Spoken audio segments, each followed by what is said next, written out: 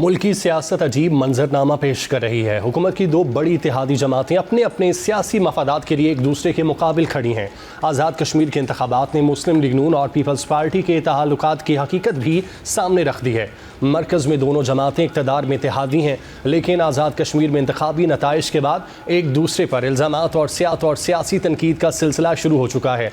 मुस्लिम league नून की बरतरी और peoples party के एतराज़ात ने वाज़ेह कर दिया, इक़्तिदार की शराकतदारी और ज़मीनी सियासत में दोनों जमातों के मफादात हमेशा एक नहीं होते। दूसरी जानिब सबसे बड़ी अपोजिशन जमात अपनी क़यादत के अंदर राब्ते और फैसला साजी के बहरान से गुजर रही है। पाकिस्तान तहरीक इंसाफ 27 सितंबर को लॉन्ग मार्च की तैयारी कर रही है।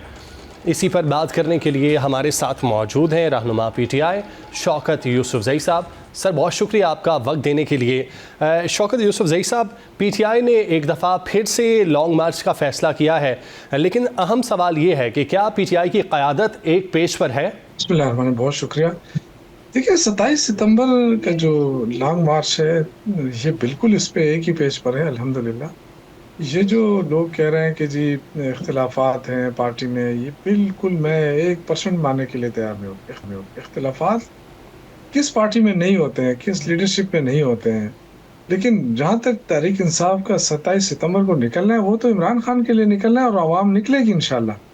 वर्कर इमरान खान के साथ है। किसी हमारे पार्टी के अंदर आपको पता है कोई इलेक्टेबल तो है नहीं, सारे हम जैसे वर्कर हैं हम, और जीतते हैं तो इमरान खान के वोटों से जीतते हैं। तो आई थिंक कि इसमें इतनी तशवीश की बात नहीं है, ना इससे कोई फ़र्क पड़ता है। इंशाल्लाह ताला आप देखेंगे 27 सितंबर को बहुत बड़ी मखलूक निकलेगी। लेकिन मैं एक अर्ज़ करना चाहता हूँ ना, मुल्क इस वक़्त क्या मंज़र पेश कर रहा है। आपका अपना वज़ीर कह रहा है कि जी मुल्क जो है वो कोलैप्स कर रहा है, सिस्टम, पार्लिमानी सिस्टम।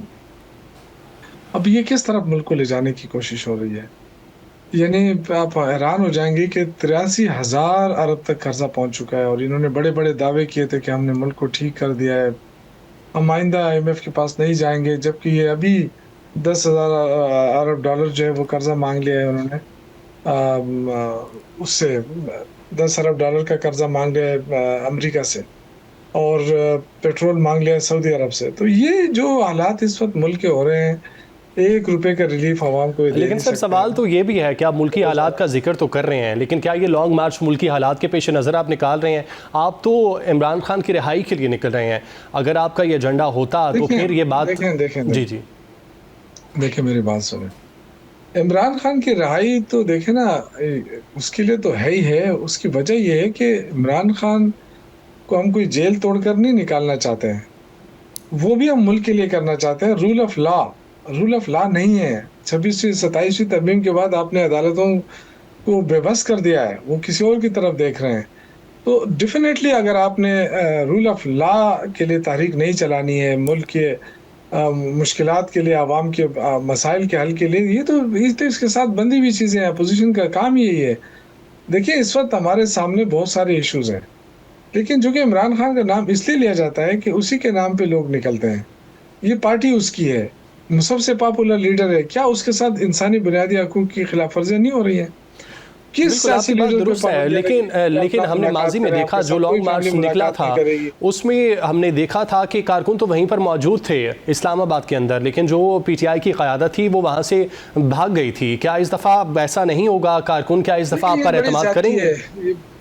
ये बहुत ज़्यादती है कि इस तरह का लफ्ज़ इस्तेमाल करना, भाग गई है। हम पुरअमन एहतजाज कर सकते हैं, हम अपने लोगों से कह सकते हैं कि पुरअमन एहतजाज करें। क्योंकि हमने कोई तस्करी तरबियत ली है सर, या ये कोई तो हम अस्करी कारकुनों की पसंद है। तारीफ़ हो रही है कि वो एक वहीं पर सियासी मौजूद पार्टी थे। है। देखिए, पुरअमन एहतजाज करना हमारा हक है, हर किसी का हक है। क्या हमारे दौर में जब इमरान खान वज़ीर-ए-आज़म थे, तो क्या नवाज़ शरीफ की बेटी मरियम नवाज़ साहिबा ने लॉन्ग मार्च नहीं किया था लाहौर से? ट्रेन मार्च नहीं हुआ था कराची से बिलावल साहब की सरबराही में? और मौलाना साहब ने धरना दिया था इस्लामाबाद में। ये सारी चीज़ें अब रिकॉर्ड पे मौजूद है। क्या हमारी तरफ से कोई स्टेटमेंट तक दिया गया कि जी हम नहीं छोड़ेंगे इनको? हम सियासी लोग थे ना, अवाम हमारे साथ है, हमें नहीं खौफ था इस चीज़ का। आज चूँकि फॉर्म 47 की हुकूमत है, पीपल्स पार्टी कह रही है कि फॉर्म 47 की हुकूमत ये झूठ से आई है, ये धांधली करके आई है, ये एस्टेब्लिशमेंट के साथ मिलकर आई है। तो इन्होंने जो दावे किए थे कि इमरान खान जाए ताकि हम महँगाई कम करें, हम मईशत को ठीक करें, मैं इसलिए ये बात करना चाहता हूँ। आज आवाम जो है ना रूल रही है, 40-42% से नीचे खत गुर्बत से लोग नीचे ज़िंदगी गुजार रहे हैं पाकिस्तान में। अच्छा, ये ठीक किसके है, ये हाथ? आपका पॉइंट बिल्कुल दुरुस्त है। ये कहिएगा कि पीटीआई की जो क़यादत है इस वक्त, उसकी इमरान खान से मुलाकात हुई है? लास्ट मुलाकात कब हुई है, इसकी क्या इन्फॉर्मेशन?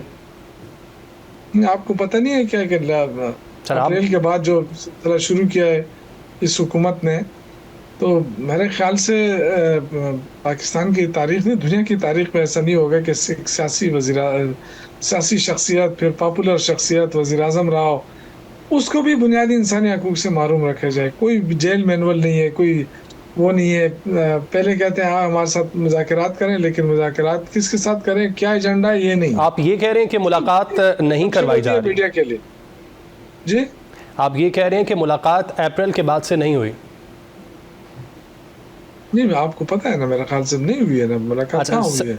इसी हवाले से पीपल्स पार्टी के सलीम मांडवी वाला का एक बयान सामने आया जिसमें उन्होंने पर क्या कहेंगे, क्या इस तरह की कोई मुलाकातें हो रही हैं जो पीटीआई बताना नहीं चाहती है, या इस बयान पर क्या रद्द अमल है? बेखबर लोग हैं, अब क्या कहा जा सकता है। अगर गौहर साहब की मुलाकात हो जाती तो बात ही खत्म हो जाती, फिर इतना वावेला करने की तो जरूरत ही नहीं थी। देखें, इस वक्त इमरान खान की सेहत का मामला है। अब ये नहीं कि अगर वैसे उनकी सेहत ठीक रहती है, ना कराते तो वो तो एक कुर्बानी है, वो दे रहे हैं मुल्क के लिए, लेकिन उनकी सेहत का मामला है। उनकी आंखें खराब हो रही हैं और हुकूमत टस से मस नहीं हो रही। उनकी फैमिली को तशवीश है, उनके वर्कर्स को तशवीश है। खुदा ना ख्वास्ते इमरान खान को कुछ हो जाए तो उसका आप समझते हैं कि क्या, कितना बड़ा वो होगा, इसका रद्द अमल होगा। तो इसलिए देखें, पाकिस्तान इस चीज़ का मुतामिल नहीं हो सकता। खुदा के लिए पाकिस्तान को पाकिस्तान में जिस तरीके से ये जमहूरियत को वाइंड अप कर रहे हैं, पार्लिमानी सिस्टम को वाइंड अप कर रहे हैं, और वो तो नहीं अफोर्ड कर सकेगा पाकिस्तानी। किसी कोई और सिस्टम चल ही नहीं सकता है पार्लिमानी सिस्टम के बगैर। अब अगर नहीं आप चला सकते, इसको नहीं ठीक कर सके, तो आप जाए, घर जाए ना। आपको, आप तो लाए गए हैं ना, आप माफी मांगे कौन से कि जी हमसे माफी हमने 43,000 अरब का कर्जा ले लिया और हम नहीं बचा सके मुल्क के सिस्टम को। तो मेरा ख्याल ये है कि ये नालायक तरीन और सबसे नाकाम हुकूमत है ये, और इसका एक ही वो है कि ये जाए, फौरन जाए, शफाफ इलेक्शन करा जाए मुल्क के अंदर।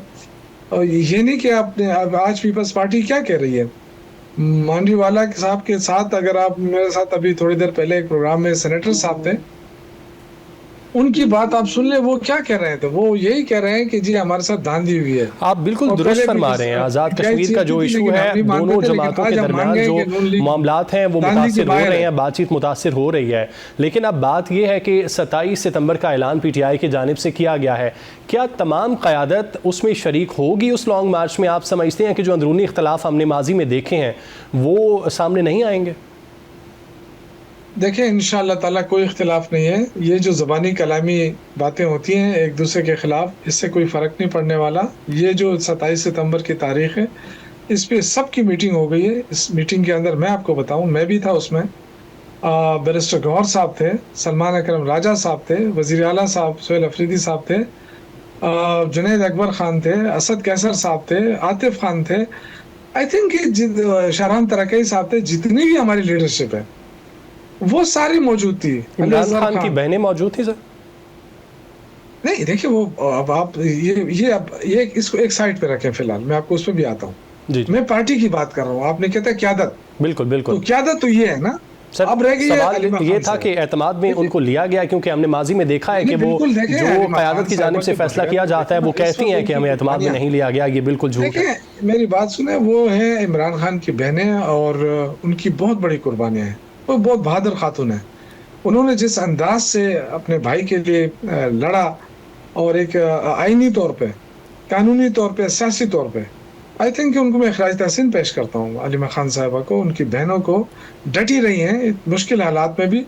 तो आई थिंक उसको तो देखें ना, वो तो डेफिनेटली अपने भाई के लिए क्यों नहीं निकलेंगे। 27 सितंबर को पूरी पार्टी एक प्लेटफॉर्म पे होगी, एक ही उस पर झंडे तले होगी, तो इंशाल्लाह हम निकलेंगे। लेकिन हुकूमत ये मौका क्यों दे रही है?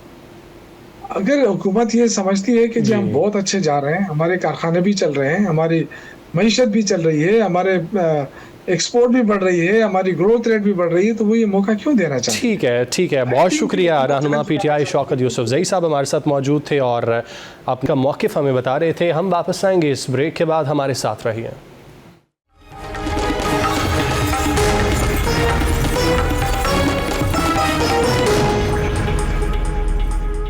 पाकिस्तान, सऊदी अरब और तुर्की का दिफाई माहिदा महज रस्मी कागजी समझौता नहीं रहा। इसके अज़ाइम और इशारों को जोड़कर देखा जाए तो ये एक ऐसा मुमकिन दिफाई ब्लॉक की बुनियाद बनता दिखाई दे रहा है जो आने वाले वक्त में मशरक़ वस्ता और जनूबी एशिया के ताकत के तवाज़ुन को मुतासिर कर सकता है।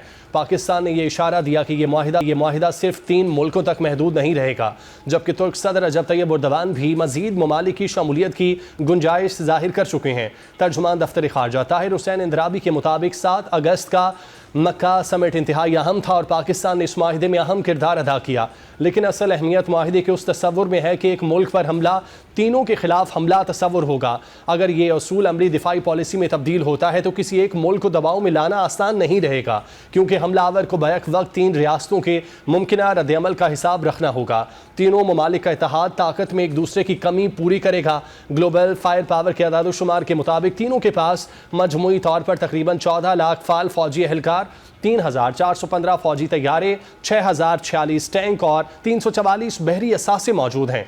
पाकिस्तान तकरीबन 6,60,000 फाल एहलकारों और जौहरी सलाहियत के साथ अहम किरदार अदा करता है। तुर्किया के पास 192 बहरी असासों के साथ ड्रोन, मिसाइल, सेंसर्स और इलेक्ट्रॉनिक वॉरफेयर समेत मजबूत दिफाई सनत है। सऊदी अरब तकरीबन 63 अरब 90 करोड़ डॉलर के सालाना दिफाई बजट के साथ सबसे बड़ा माली हिस्सा फराहम करता है और उसकी जोग्राफियाई अहमियत भी नुमाया है। तीनों ममालिक का मुश्तरका दिफाई बजट तकरीबन 124 अरब 40 करोड़ डॉलर सालाना है। अगर ये ताकत सिर्फ आदाद-ओ-शुमार न रहे बल्कि मुश्तरका फौजी मशकों, इंटेलिजेंस शेयरिंग, फ़ज़ाई दिफा, बहरी ताउन, missile technology, drone, cyber security और मुश्तरका ऑपरेशन मनसूबाबंदी में तब्दील हो गई तो ये तीनों ममालिक एक दूसरे की ताकत बन सकते हैं। तुर्क सदर रजब तैयब एर्दोगान मिस्र की मुमकिन शमूलियत का इशारा दे चुके और कहा गया कि चंद तकनीकी मामलात इस राह में रुकावट हैं।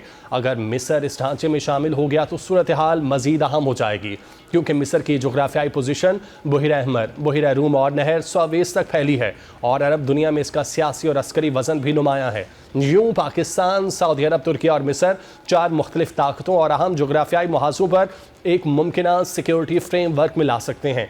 अगर इसके बाद मजीद ममालिक भी शामिल होना शुरू हो गए तो मामला सिर्फ दिफाई ताउन तक महदूद नहीं रहेगा बल्कि एक नए इलाकाई सिक्योरिटी ब्लॉक की शक्ल इख्तियार कर सकता है। तहम असल इम्तिहान माहिदे पर दस्तखत नहीं बल्कि अमली रद्द-ए-अमल होगा। किसी एक रुकन पर हमला हुआ तो क्या बाकी ममालिक वाकई उसके दिफा में अपनी फ़ौजी ताकत इस्तेमाल करेंगे? यही फैसला करेगा कि यह माहिदा तारीखी दिफाई इत्तेहाद बनता है या सिर्फ एक मजबूत सिफारती ऐलान रहता है। पाकिस्तान के लिए एक पेचीदा मगर अहम स्ट्रेटेजिक मौका है। इसे सऊदी अरब के साथ तारीखी दिफाई ताल्लुकात, तुर्किया के साथ बढ़ते अस्करी ताउन और खित्ते की दूसरी ताकतों के साथ ताल्लुकात के दरमियान तवाज़ुन बरकरार रखना होगा। सऊदी अरब के लिए ये अपनी सलामती मजबूत करने का मौका है। तुर्किया के लिए इलाकाई असर रसूख बढ़ाएगा, जबकि पाकिस्तान के लिए अपनी फ़ौजी और स्ट्रेटजिक अहमियत को मज़ीद नुमाया करेगा। अगर मिस्र शामिल होता है तो मज़ीद अरब ममालिक इस दायरे में आते हैं। मुश्तरका दिफाई पैदावार शुरू होती है, इंटेलिजेंस और फ़ज़ाई दिफा का मजबूत निज़ाम बनता है और मुश्तरका फ़ौजी मशकें मुस्तकिल होती हैं तो मक्का का ये माहिदा महज एक दिफाई समझौता नहीं रहेगा। ये खित्ते में ताकत के तवाज़ुन को चैलेंज करने वाला नया अस्करी महवर बन सकता है। ये शराकतदारी बाकी फैलती है तो इसके असरात रियाद, ज़नकरा और इस्लामाबाद तक महदूद नहीं रहेंगे। तेहरान से कायरा, जद्दा से इस्तंबुल और इस्लामाबाद से बहिरा अहमर तक पूरा खित्ता इस नई सफ़बंदी के असरात महसूस कर सकता है, क्योंकि असल ताकत मुआहिदे पर दस्तखत करने में नहीं होती। असल ताकत उस वक्त सामने आती है जब मुखालिफ को यकीन हो कि एक को छेड़ा तो 3 खड़े होंगे, और अगर ये तस्वुर हकीकत बन गया तो मक्का का ये माहिदा सिर्फ एक दिफाई समझौता नहीं रहेगा बल्कि मुस्लिम दुनिया के ताकत के नक्शे में एक नई लकीर खींच सकता है। इसी तमाम तर मामले पर बात करने के लिए हमारे साथ मौजूद दिफाई तज्ज़ियाकार ब्रिगेडियर रिटायर्ड हारिस नवाज साहब। हारिस साहब, बहुत शुक्रिया आपका वक्त देने के लिए। हारिस साहब, कहिएगा, पहले पाकिस्तान ने अस्करी अपनी सलाहियत को मनवाया, उसके बाद सिफारती कामयाबियाँ जो हासिल की वो आपके सामने हैं। अब देखा जाए तो सऊदी अरब के करीब तो अमरीका था, लेकिन सऊदी अरब की जानिब से पाकिस्तान के साथ ये माहिदा किया गया, कितना पाकिस्तान की साख्त को ये मजबूत बनाता है?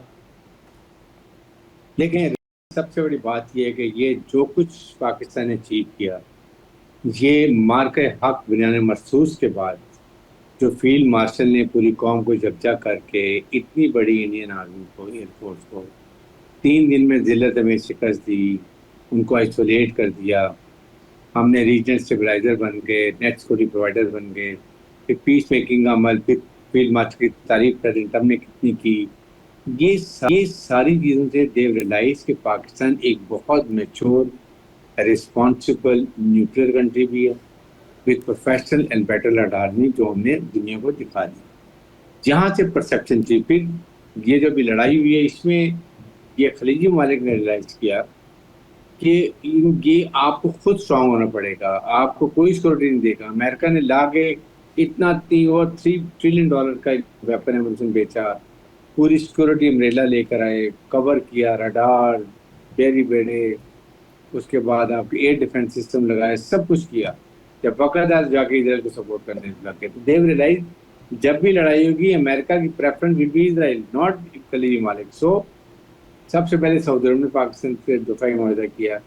अब ये काफ़ी अर्से से चल रहा था कि पाकिस्तान का, तुर्किया का और सऊदी अरब का ये दफाई मुआहदा ने आपको और सेंट दी, और इससे आप ये सोच लें कि इसके बाद अभी जैसे इजिप्ट के भी चांसेस आने के, कतर भी आने शायद आ जाए, ये 5 ममालिक बनते हैं। तो आप सोचें कि जिस तरह बात की जा रही है कि ये तुर्की की मिलिट्री पावर, उसकी military technology, electronic warfare, indigenous production, clear headed sincere leadership of Saudi Arab with their financial effects, Pakistan nuclear power, Wahid Islamic battle harden army, mature responsible electronic warfare, then cyber warfare, J10, J17, but we have told the world what we are. कितना force multiplier है ये, all three when they are together. और अगर इसकी आपस में investment करके और सिर्फ पेंशन कर लेंगे तो क्या फर्क पड़ेगा? Then it will attract. और second, only defensive in nature, no offensive design, no, it is only deterrence against enemy aggression. अब इंडिया को अगर पाकिस्तान ने सिंगल एक अकेले मुड़ते दिल गुंदरा मारा तो क्या इंडिया माइंदा कभी जरूरत करेगा फॉल्स फ्लैग और ये बिल्कुल हारिस साहब, सवाल यही है, अगर एक मुल्क पर हमला होता है तो क्या सिर्फ ये लफ्जी मुआहिदा होगा या तीनों मुल्क दिफाई पोजीशन में आ जाएंगे? आप क्या समझते हैं कि अगर जिस तरह आपने इंडिया की बात की, एक आम आदमी जब ये मुआहिदे के बारे में सुनता है तो उसके जहन में पहला जो सवाल आता है वो भारत के अगेंस्ट ही आता है, क्योंकि भारत और पाकिस्तान के बॉर्डर पर जिस तरह तनाज़ा होता रहता है, तो भारत अगर पाकिस्तान पर हमला करता है तो क्या बाकी मुल्क भी फ्रंट लाइन पर आएंगे? They will take it as attack on Türkiye और सऊदी अरब के ऊपर। अगर पाकिस्तान में अटैक होगा, अगर तुर्किया में अटैक होगा तो पाकिस्तान और सऊदी सोचेंगे इनके पे अटैक हो गया। There all 3-1।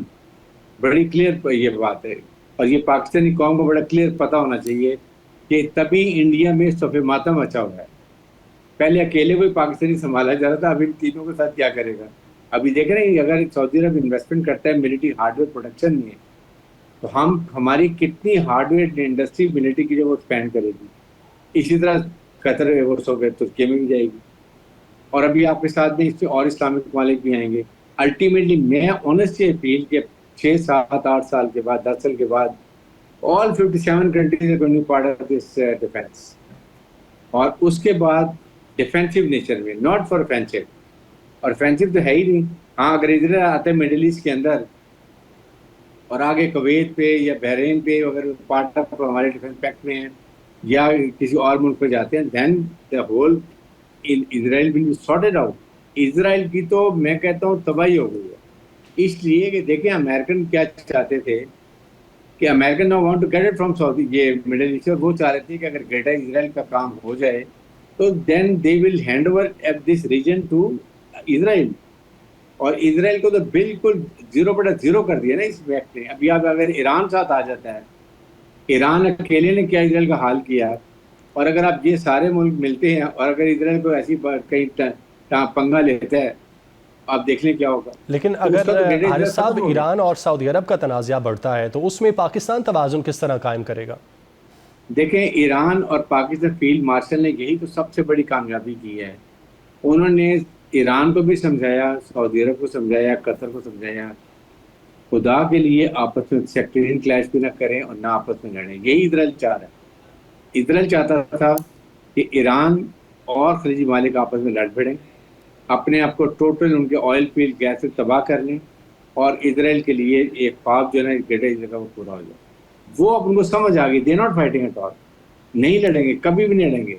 Iran was never a threat to Middle East, ये तो अमेरिकन ने हवा क्रिएट करके, इसराइल ने करके अपना वॉर मशीनरी बेची है और आके यहाँ पहुंच के यहाँ आके पूरे तकरीबन आके कब्जा करके बैठ गए। That was that happened. Otherwise now they have realise कि उनकी security, defensive security, military strategy, military dynamics is Iran and खलीज ममालिक have to be together to counter Israel. अब पीछे तुर्की और Pakistan, see what is going to happen. So ये clear बात ये है, इसलिए ये अब बहुत ही यहाँ की पावर पॉलिटिक्स भी चेंज हो गई, पावर डायनामिक चेंज हो गई। और अल्टीमेटली आप ये देखें ना कि ये अगर 57 मुल्क में आ जाए तो यही जो पैसा बाहर मुल्कों में ले जाते हैं इन्वेस्टमेंट करने के लिए खलीज मालिक का, वहाँ फ्रीज हो जाता है। अगर ये पैसा आप अपने इस्लामिक मालिक में लगाएं, आप ट्रेड में लगाएं, आप एजुकेशन में लगाएं, आप बैंकिंग में लगाएं, आप इंडस्ट्री डेवलप करें, रिफाइनरीज में लगाएं, आप मिलिट्री हार्डवेयर के अंदर लगाएं, तुर्की की स्किल मैन पर, हमारी स्किल मैन पर, साथ ये चाइना खड़ा है आपको सपोर्ट करने के लिए, J-10, J-17, हम टैंक बना रहे हैं, हम गाड़ियाँ बना रहे हैं, क्या नहीं बना रहे, ड्रोन बना रहे हैं, तुर्किया भी यही कुछ कर रहा है।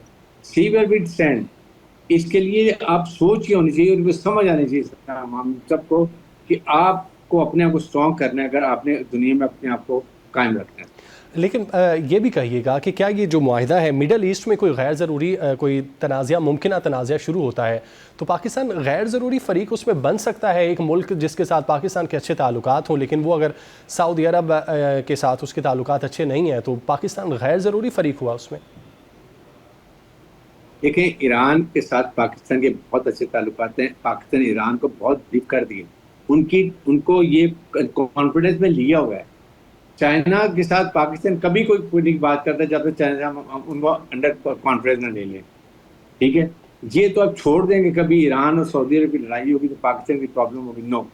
अदरवाइज अगर आज हमारा चाइना से नहीं मुआहिदा ईरान से, तो वी आर भी Saudi Arabia, there is no doubt. रमान श्रीमान के लिए हमेशा के लिए हम खड़े रहे हैं, हमें ये तो बहुत फख्र की बात है। बट ईरान नोज कि कभी भी वो तो जाके इंडिया इनके अमेरिकन जो एस्टेट से वहाँ जाते रहे। अदरवाइज अभी होतीस का क्या है, आज ये जंगबंदी होती है, होतीस खामोश होकर बैठ जाएंगे, देर बीच में तोड़ ईरान। वो तो हिलारे अमर की वजह से वहाँ पर जाके रोकते हैं, बाबुल मंदाव की वजह से ये problem. Otherwise they think will not, I am sure अभी दुनिया भी लड़ाई नहीं चाहती है, बस ये दुनिया की बस हो गई है अमेरिकन की के उनके जो चेयरमैन ज्वाइंट चीफ स्टाफ उन्होंने कहा डैन केन कि जी हम अभी we should get out of this war. 250 दिन हो गए हैं इनके जो बहरी बेड़े हैं समुद्र में, वहाँ के ट्रूप्स को वो उनके डिप्रेशन में आ गए। समुद्र के अंदर बहुत साइकोलॉजिकल इफेक्ट होता है। 2-3 महीने के बाद you have to take them to the ये ज़मीन के ऊपर, इसलिए उनके लिए बड़ी प्रॉब्लम हुई है। और ये अभी ये मेरे ख्याल में तो इजराइल का जो था ना ख्वाब वो खत्म, चुकना चोर हो गया। प्री मेच्योर वॉर इन्होंने किए ईरान। अच्छा, ऐसा ये कहिएगा आरिफ साहब कि जिस तरह अब सऊदी अरब है उसके पास एक वसी बजट मौजूद है अपना दिफाई, तुर्किया का भी इस मुआहिदे में अहम किरदार है, तो आप क्या समझते हैं बार्गेनिंग पावर किस मुल्क के पास ज़्यादा होगी? देखिए, बार्गेनिंग पावर तीनों मुल्कों में होगी। Iran, Saudi Arab will invest in Turkey and in Pakistan to develop more hardware in more quantity and export Islamic ममालिक के लिए। ये एक इंडस्ट्री है, उससे शेयर जो अगर हम बनाते हैं share will go to Saudi Arabia also because they have business partner. और यही सारा कुछ हम सऊदी अरब में भी जाएगा। हमारे already we have troops in Saudi Arabia के लिए, उनको प्रोटेक्शन के लिए, ऐसी बात नहीं है, वी आर देयर ऑलरेडी। और सऊदी ये उन्होंने रियलाइज कर लिया कि आप उनको दे नॉट राइन, अमेरिकन ने उनको बिट्रेल किया है, they have lost confidence in American. लेकिन इट विल नॉट बी कि इमीडिएट हो जाए, it will take some time. 1 साल 2 साल 3 साल 4 साल 5 साल के अंदर अंदर आप देखेंगे कितनी चेंजेस मिडिल ईस्ट के अंदर आएंगी। और that changes will be in favour of Islamic countries and in Pakistan, तुर्की एंड लॉन्ग जो ये अभी मुल्क अब ज्वाइन करेंगे। सर, मेरा सवाल भी अगला इसी के रिलेटेड है कि जैसा कि दूसरे मुल्कों के शामिल होने की भी बातें हो रही हैं, तुर्किया के सदर की जानिब से भी ये इशारा दे दिया गया है कि मिस्र शामिल हो सकता है इसमें। आप समझते हैं कि मज़ीद मुल्क मिस्र के अलावा, चौथा मिस्र है, और भी मुल्क शामिल होते हैं जो कि इंटरेस्ट लेंगे इन फ्यूचर, तो ये फ़ायदा मंद होगा इस दिफाई पोजीशन के लिए? एब्सोल्युटली। आप, मैं तो आई पर्सनली नेक्स्ट हो सकता है कतर भी हो, उसके बाद आपके पास बाकी जो इस्लामिक ममालिक हैं ऐसे देखें ना, वो इसी तो खत्म हो गया ना। Why we have been sorted out by Iraq में क्या हुआ, लीबिया में क्या हुआ, सीरिया में क्या हुआ, ईरान में भी क्या हुआ, ये गल्फ, ये इसमें गाजा में पैलेस्टीन के साथ क्या हुआ, लेबनान में क्या हुआ, अभी आप इंडिया ये देखें, अफगानिस्तान में देखें। Because we are not united, we are very weak, we have no say. आपने कुछ स्टेटमेंट सुनी हो इसी कि जी उन्होंने कोई कंडेम किया जब कतर पे आकर मिसाइल मार दिए और ईरानी लीडरशिप को मारने की कोशिश की, तो किया नहीं। तो इसका मतलब ये नाउ द रियलाइजेशन आ गई, be strong like a fist, fingers all separate, एक कमजोर, fist is very strong, this is what realization now. और अब आपको यही है कि आपने खुद स्ट्रांग होंगे तो आपको दुनिया आपकी तरफ देखेगी, और जब आप इकट्ठे होंगे तो आपकी इकोनॉमी भी इकट्ठी हो जाएगी, तो आप इकोनॉमिकली भी प्रॉस्पर करेंगे, एजुकेशन में भी करेंगे, हायर एजुकेशन में भी करेंगे, ट्रेड भी करेंगे, बिजनेस भी करेंगे। ये सारी चीजें जब आप करेंगे तो where you see you will going like Europe, आप भी बड़ी तरक्की करेंगे। अपनी इन्वेस्टमेंट जो इंपोर्ट एक्सपोर्ट है वो भी इन्हीं ममालिक में करें। ठीक है हारिस नवाज साहब, बहुत शुक्रिया आपके वक्त के लिए, आपने प्रोग्राम में वक्त दिया। शाम ब्रेक हमारे साथ रही हैं।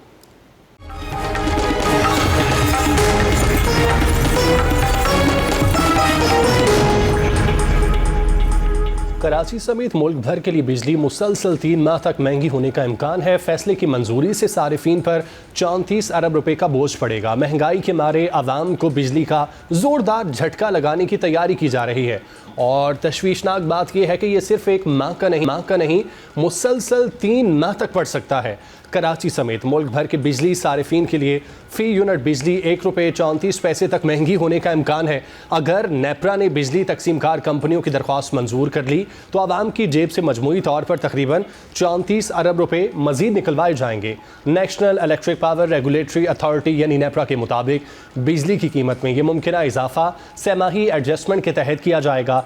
बिजली की तकसीमकार कंपनियों ने इस हवाले से दरख्वास्त दी थी, जिस पर नेपरा ने समाअत और कार्रवाई के बाद फैसला महफूज कर लिया। अब अथॉरिटी दरख्वास्त में शामिल आदाद-ओ-शुमार और मुतल्लिका मामलात की मुकम्मल जांच पड़ताल के बाद अपना हतमी फैसला जारी करेगी। फैसला जब भी आए, खतरे की घंटी ज़रूर बज चुकी है।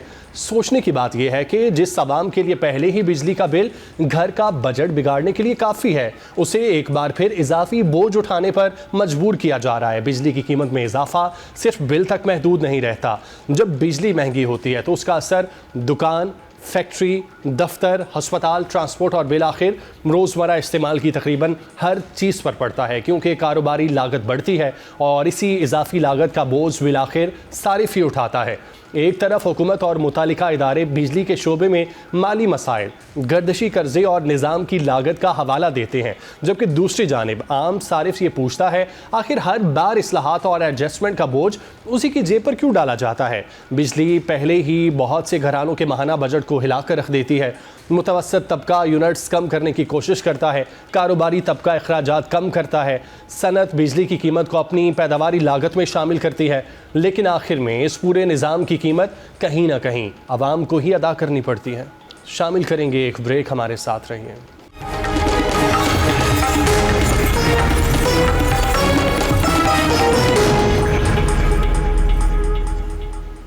परदेश में रहने वाला पाकिस्तानी सिर्फ एक शख्स नहीं होता, वो अपने साथ पूरा पाकिस्तान लेकर चलता है। उसकी मेहनत में वतन की खुशबू, उसकी कामयाबी की पाकिस्तान की इज़्ज़त और ख़िदमत में अपने लोगों से मोहब्बत छुपी होती है। सऊदी अरब से आने वाली आज की खबर भी ऐसे ही 2 पाकिस्तानियों की दास्तान है, जिन्होंने दयारे गैर में अपनी काबिलियत, खिदमत और इंसानियत के ज़रिए पाकिस्तान का नाम रोशन किया, और अब रियासत ने उन्हें तमग़ा इम्तियाज़ से नवाज कर उनकी खिदमत को सलाम पेश किया है। सऊदी अरब में मुकीम पाकिस्तानियों के लिए एक ही वक्त में 2 इंतहाई अहम खबरें सामने आई हैं, और दोनों खबरों में एक मुश्तरका पैगाम छुपा है। बैरून मुल्क पाकिस्तानी सिर्फ तरसीलात ज़र भेजने वाले लोग नहीं हैं, बल्कि पाकिस्तान की शनाख्त, खिदमत और इज़्ज़त के सफ़ीर भी हैं। 2 पाकिस्तानियों को उनकी खिदमत के एतराफ़ में तमग़ा इम्तियाज़ दिया गया। रियाज़ में पाकिस्तानी सिफारत खाने में मुनक़िदा खुसूसी तक़रीब में पाकिस्तान के सफ़ीर अहमद फ़ारूक ने सदर पाकिस्तान की जानिब से एज़ाज़ पेश किया।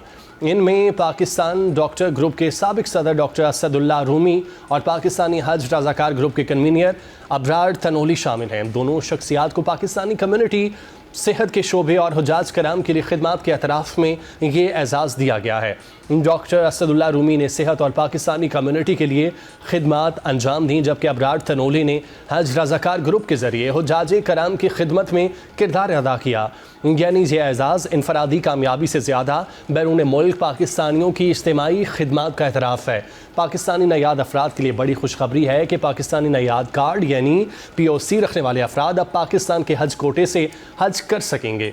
पाकिस्तान के मजमूई हज कोटे का 1% POC होल्डर के लिए मुख्तस होगा। इस हिसाब से 1792 पाकिस्तानी नयाद कार्ड रखने वाले अफराद पहली मरतबा पाकिस्तानी कोटे पर हज कर सकेंगे। ये अफराद सिर्फ एक मखसूस तरीके से महदूद नहीं होंगे, बल्कि सरकारी और निजी दोनों हज स्कीमों से फ़ायदा उठा सकेंगे। रियासत इन शहरियों और पाकिस्तानी नयाद अफराद को इज़्ज़त दे रही है जिन्होंने सऊदी अरब में कम्युनिटी, सेहत और हुज्जाज की खिदमत की। दूसरी जानिब इन पाकिस्तानी नयाद अफराद के लिए हज का दरवाज़ा खोल रही है जिन्होंने शहरियत तब्दील कर ली लेकिन अपनी पाकिस्तानी शनाख्त नहीं छोड़ी। बात सिर्फ तमगा इम्तियाज़ या हज कोटे की नहीं, असल बात यह है कि दुनिया भर में पाकिस्तानियों की खिदमत को अब नज़रअंदाज नहीं किया जा सकता। जो लोग दयार गैर में पाकिस्तान का नाम रोशन करते हैं उनकी खिदमत का एतराफ़ भी होना चाहिए और उनके लिए अमली सहूलतें भी पैदा होनी चाहिए। इजाज़त दीजिए, अल्लाह ने के बाद।